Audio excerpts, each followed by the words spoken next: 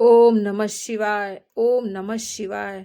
भक्तों, शिवरात्रि के दिन भगवान भोलेनाथ पक्षी का रूप क्यों धारण करते हैं? चलिए आज हम इस कथा को सुनाते हैं।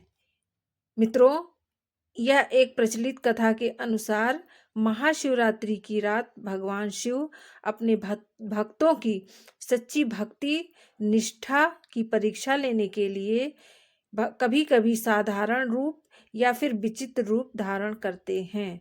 एक बार शिवरात्रि की घोर रात में जब चारों ओर घनघोर अंधकार था और बहुत कम लोग जाग कर शिव पूजन कर रहे थे, तब भगवान भोलेनाथ ने एक छोटे से पक्षी का रूप धारण किया और भ्रमण पर निकल पड़े।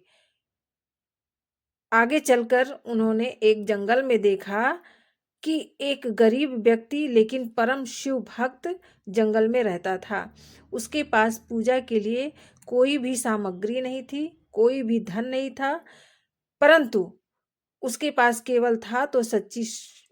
केवल सच्ची श्रद्धा और शिव भक्ति थी। वह पूरी रात जागकर ओम नमः शिवाय, ओम नमः शिवाय का जाप कर रहा था। उसी समय भगवान शिव एक पक्षी के रूप में उसके पास आए और इधर उधर उड़ते हुए उसकी भक्ति को परखने लगे।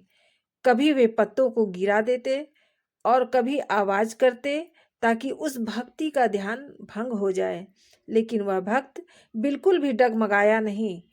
उसने अपनी भक्ति का पूर्ण परिचय दिया।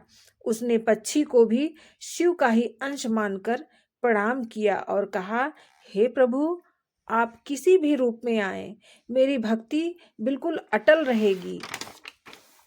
भक्त की इस निष्काम भक्ति और निडर भक्ति से प्रसन्न होकर भगवान शिव ने पक्षी का रूप त्याग कर अपने दिव्य स्वरूप का दर्शन दिया और कहा, जो मुझे हर जीव में देखता है वही सच्चा और परम शिव भक्त है।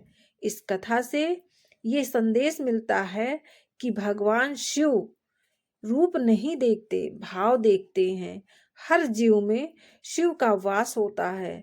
शिवरात्रि पर जागकर जागरण करना बहुत ही महत्वपूर्ण होता है। संयम और भक्ति का विशेष महत्व है। सच्ची श्रद्धा से किया गया छोटा सा कर्म भी शिव को प्रसन्न कर देता है और भगवान प्रसन्न होकर उसे आशीर्वाद दे देते हैं।